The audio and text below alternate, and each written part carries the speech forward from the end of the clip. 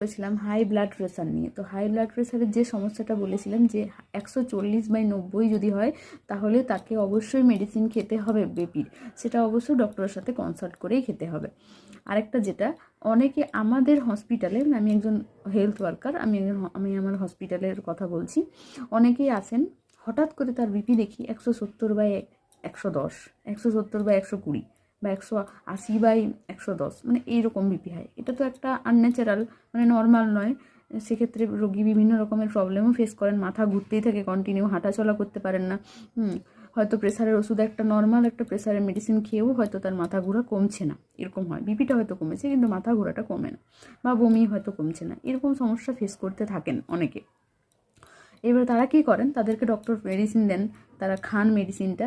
এবারে হয়তো ডক্টর দিয়েছে 7 দিন পরে, মানে 7 দিনে 7টা মেডিসিন খেয়ে আবার রিচেক আপের জন্য যেতে বলেন। অবশ্যই সেটা করা উচিত। কিন্তু অনেকে আছেন যারা মেনলি একটু এজেড পার্সন হন, মানে ধরুন 60 অ্যাবাভ যারা হয়, তারা কি করেন, তাদের হচ্ছে যে বাড়িতে হয়তো কেউ নিয়ে আসার মানুষ থাকে না, বা কোনো অনেক রকম সমস্যা হতে পারে। আমি ঠিক জানি না কী সমস্যার জন্য তারা হয়তো আসেন না রেগুলার চেক আপের জন্য।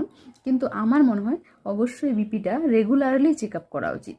সেটা আপনি আপনার সাব সেন্টারেও করতে পারেন, অথবা আপনাদের নিকটবর্তী যে বিপিএসসি ব্লক লেভেলের হসপিটাল সেখানেও করতে পারেন, অথবা যাদের ডিস্ট্রিক্ট হসপিটালের সামনে থাকেন তারা তো সেখান থেকেও করে নিতে পারেন, এমার্জেন্সি বা আউটডোর থেকে, যাই হোক না কেন। আউটডোরে এখন ফেসিলিটি অ্যাভেলেবেল। কিন্তু যারা করেন না তাদের ক্ষেত্রে যে সমস্যাটা দেখা দেয়, ঘুম থেকে উঠেই দেখা দেবে যে হয়তো সে মানুষটা আর কথাই বলছে না, হয়তো মানে হাঁটতেই পারছে না, উঠতেই পারছে না বিছানা থেকে, মানে এমন সমস্যা। তো এই হৃদরোগ বা স্ট্রোক, এই ঝুঁকি কমাতে কিন্তু অবশ্যই রেগুলার আপনার ব্লাড প্রেশারটা অবশ্যই চেক করাবেন। এটা আমার রিকোয়েস্ট আপনাদের কাছে। Thank you. ভিডিওটা যদি ভালো লাগে তাহলে অবশ্যই একটা শেয়ার করবেন, আর যাতে বাড়িতে বাকি যারা আছে সবাই যাতে অ্যাওয়ার থাকে অনেকের, সেটার জন্য। Thank you.